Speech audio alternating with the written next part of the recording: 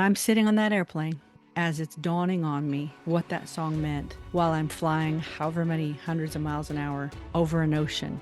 That our Lord's focus is I love you. And this is the day we celebrate it, especially. Tears started to just roll down my cheeks.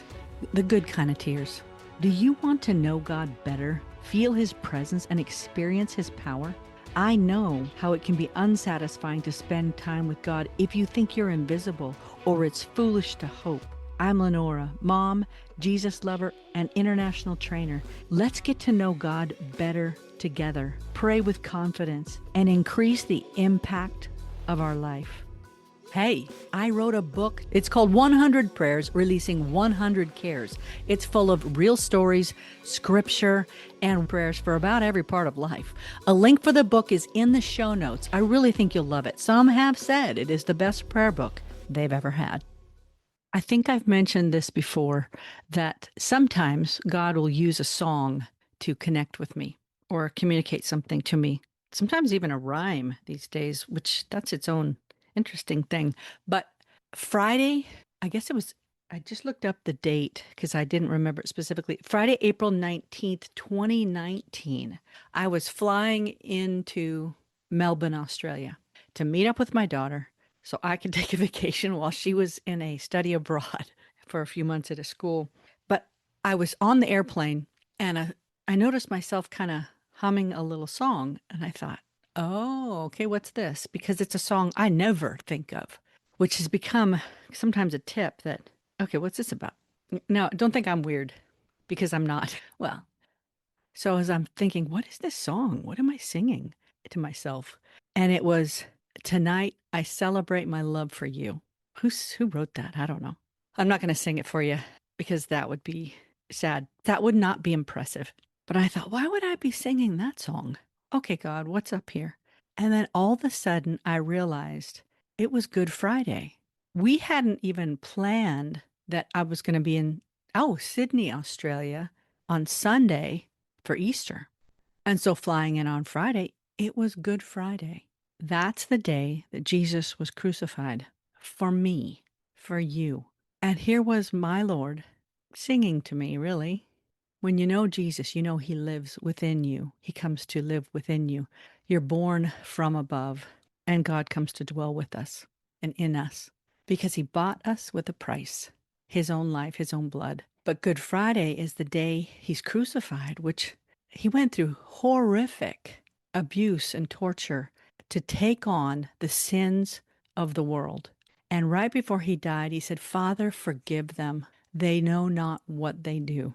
And it seems like they knew exactly what they were doing. But we can be so blind, even when we are being ugly, we don't realize what we're really doing. But what was so beautiful was my Lord saying, Good Friday, tonight, we celebrate my love for you. That's how the Lord Jesus sees it. I loved you so much that I did this for you. John 3:16 says, For God so loved the world that He gave His only begotten Son, that whosoever believes in Him, believes on Him, on what He did, on who He is, will not be lost anymore, but have everlasting life. And God sees it as a celebrate. Good Friday is a day to celebrate how much He loves you. His eyes are on you now, and He's glad He paid the price. And I'm sitting on that airplane as it's dawning on me what that song meant while I'm flying however many hundreds of miles an hour over an ocean. That our Lord's focus is I love you. And this is the day we celebrate it, especially. Isn't that amazing? I thought it was amazing. Tears started to just roll down my cheeks. The good kind of tears, and taking in how much we're loved. Now, I chose to release this episode on Easter Sunday because Monday is my normal release time and I'd be a day late. So I am after Good Friday, but Easter Sunday is a day we in particular remember. That's the day Jesus was resurrected from the dead. This is another thought that came to me years ago was, do you know that according to scripture, in Genesis, the book of Genesis, death coming into the picture was the foreign object. Life and life to the full, walking with God, In fact, there was two trees. Adam and Eve were told you can have anything, by the way, on the earth. Anything in this garden is yours. And there's a tree of life and a tree of the knowledge of good and evil. And that tree of the knowledge of good and evil is the only thing you are not to touch. The day that you eat of that fruit, you'll die. Now, God is life. Scripture in the New Testament says that to know God is eternal life. So the day they chose, I will be God, I will choose to be the one who decides what's good, what's bad, what's good, what's evil. I will be my own God. They lost connection with their source, the source of life, which brought death in. So for Jesus, who was the spotless lamb, I'm kind of assuming here I'm talking to a believer already, a Christian, because Jesus was like a lamb who was an innocent one, slain, died for the sins of those who needed a sacrifice. And scripture says he laid down his life and he took it back up. Jesus didn't have death in him, death on him. In fact, in the Gospels, see what you get to know when you just read your Bible and reread your Bible. These verses will come to you just as you're talking about our Lord. But Jesus had said to his disciples, the enemy's coming, but he's got nothing in me. See, we have an enemy. It's a demonic realm or an invisible realm. Fallen angels, demons, principalities, powers. They're called many different things. And I think there's different types, but that's an enemy who hates us because we are made in God's image and God's likeness. And Jesus said in John chapter 10, verse 10, the thief, he's a thief. The enemy's a thief. He comes only, or he doesn't come except to kill and to steal and to destroy. And as many acts of persecution, people trying to entrap Jesus into saying something false, trying to accuse him of things throughout his life and ministry, they treated him with such disrespect and disdain, with murder in their hearts, at times wanted to throw him off a cliff, or constantly accusing him, even though he was only helping and serving people. But it hit their pride, and so they wanted to kill him. But they made no dent in his heart. They made nothing stuck. So when Jesus was telling his disciples, and of course, there's so much they didn't understand. They thought he was going to become a ruler and set them free from Rome, the Roman Empire at the time. He had much bigger plans than that. The kingdom, he said, my kingdom's not of this earth. My kingdom is from heaven, is of heaven, which is also why we can pray, God, we pray your kingdom come on earth as it is in heaven, because of Jesus, who came to be the sacrifice for us, set us free from the enemy, because he himself didn't have any offense. He wasn't stuck in unforgiveness, even though he was treated so poorly. And he suffered for our sake so that we could be free from suffering. Not that we don't ever suffer. Scripture also says, in this world you will have tribulation, but be of good cheer. I've overcome the world. All this to say, Jesus laid down his life and then he took it back up. And he laid his life down because he went, it's like going before the court, being found guilty and going to prison, knowing you're innocent, but serving the sentence for someone else. So that when the sentence is paid in full, the debt, the incarceration, the deserved punishment, when it's paid in full, then that person who actually committed the crime technically can't be found guilty of it. If we're looking at the rules and relying on the one who took that debt for my sake, for your sake, for our sake, then we're free and we can call on him and receive his life. And that's why it's called born again, born from above, because we've all failed. There's no difference. Any one of us, I don't care how our life looks or what we actually have done, we have all failed. But in receiving what Jesus did, we have life. We're made brand new. It's called a covenant. It's honestly a marriage with God. It's coming back together with God. You know, in the New Testament, those of you who know your Bible, you know it's called the bride of Christ. He's the husband. Adonai, one of the names for God, also means husband.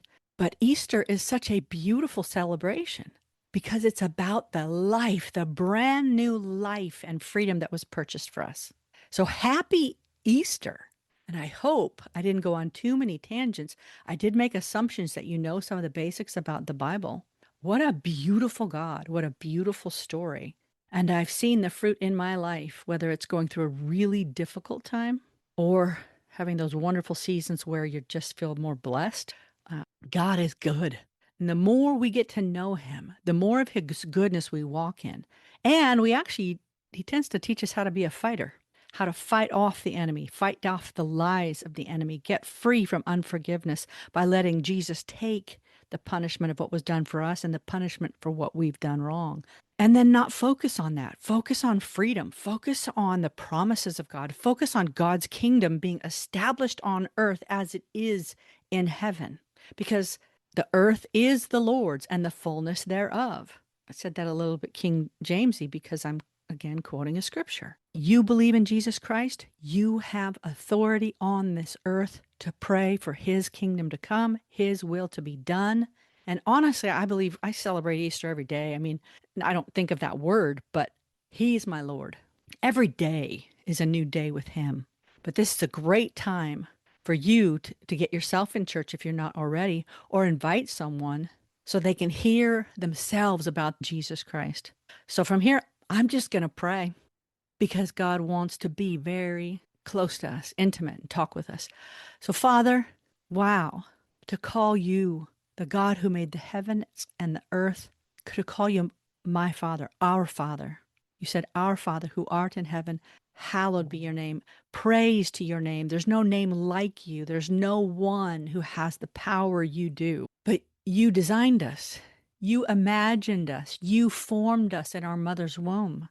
You planned for us. You said, what great excitement you had. I sense your excitement. God, you're so in love with us, in love with your people. And I know you love me. And I know you love this person listening because you so love the world. Thank you, Jesus. Thank you, Jesus. Thank you for coming here, for being the one to show us the Father. You said, if we've seen you, we've seen the Father. Open up the eyes of our understanding. Father, open up the eyes of our understanding to the knowledge of you, to the hope of your calling. We're called to walk as children of God. Our identity is not what our job is. It's not what we have.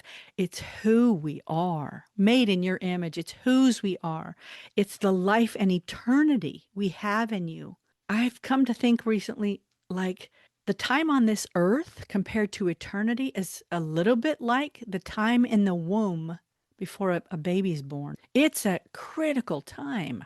But in the scope of life, the intention is it to be a time we don't think about and don't even tend to remember because that baby was in the womb. But once they're birthed and then they get to live that life, I kind of wonder if time on the earth, whether it's a few years or 100 in a few years, it's nothing compared to eternity with you. But we have your presence, your life right now.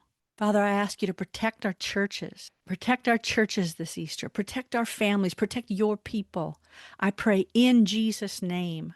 I ask for the host of heaven, for the angels to be in the churches, keeping people safe. Psalms 91 talks about, Lord, that we are to know your name and say that we trust in you. You are our fortress, our God. In you we trust. And when we know your name, you deliver us. You said that you deliver us from things that happen during the day, things that happen at night, whether it's arrows or rockets or bullets, that you will keep us. Father, you said 1,000 may fall at our side and 10,000 at our right hand, but it shall not come near us. I pray your protection on those who know your name, those who call on your name. I ask you to protect the churches, protect people. I thank you, Father, that you watch over your word to perform it. Father, I ask you to help us forgive and receive the amazing forgiveness, freedom. Love doesn't keep a record of wrongs. 1 Corinthians 13. You're patient with us. You're kind. You're so good. Open our eyes to your goodness. Lord, help us laugh. Help us have strength during this season. Help us know you better so that we can walk with a clear mind and not get caught up in the chaos and the twisted lies and the barrage of news and information that's pumped out at most of us or easily found. Father, help us to come to you and to spend time and just to be still. God, I ask you to restore our souls so that we can be still and take in your peace and get detached from the crazy of the world. But we can walk in your love. And I know I'm praying on a microphone, Father, and you know me. I'm trying to be authentic and you just love me. I thank you for loving this person, Father. I pray that they would feel your love right now. It's beyond what they could ask, think, or even hope for. I ask that you help them be still and know that you are God. You're very aware of every detail of their life, and they can hand it to you. They can trust you with it. They can pour their hearts out to you. You are the God of all comfort. You're a very present help in times of trouble. Father, make yourself known throughout this earth. Make yourself known. We so need you. And it's my job to be obedient, to just do what I can to share your goodness, to share bits of who you are. And Father, I just ask that your presence be felt by the person listening right now. Your goodness, your love for them, your attention on them, your promises. You are a safe place. You're good. You restore our souls. You're able to restore things. I've seen you do it in my life. I've seen you restore things. I've seen myself realize what really matters, where I don't even care about certain other things. Well, now I'm just enjoying your presence. So, Father, bless this person. Bless them with that sense of your love. Bless their family. Restore their soul. Restore their job. Restore their finances. Restore their hope. Restore their health. Your grace abounds. You said where sin abounds, grace does much more abound. You can make ways where there's no way. You can do the impossible. God, we will trust in you. We will put our trust in you. Help us trust in you. Like that guy said, I believe, help my unbelief. Help our eyes and minds be set on you as you watch over your word to perform it. And you are life. You are eternal life right now. Thank you, Jesus. Your name is above every name. Every knee shall bow. Every tongue will confess that Jesus Christ is Lord. God, I pray that you get this message out to those who for the first time will call on the name of Jesus, call on the name of Yeshua, whether it's the Greek version or the Hebrew version or whatever language, the Lord Jesus Christ, the Messiah, the image of the Father. Neither life, nor death, nor angels, nor principalities, or powers, or rulers, or anything can separate us from the love of God in Christ Jesus. Whether we feel we're in the darkest place or we're a place of blessing, there is nowhere we can go from your presence. You're with us. You're with those who call on you. I pray for miraculous recovery, miraculous answers, miraculous protection in Jesus' wonderful name. And let them know, help them know they're loved. Help them believe your love. God, you're everything. Like you said to me once, everything, Lenora, everything you could ever want is right here with you. That's the same for you right now. Everything you could ever want is right here with you. God himself is with you. Amen. Happy Easter. Hey friend, I hope you enjoyed today's episode. If so, would you please share it and leave a quick review on Apple Podcast? That really helps me reach others. The link to 100 Prayers Releasing 100 Cares is in the show notes, and thanks for listening.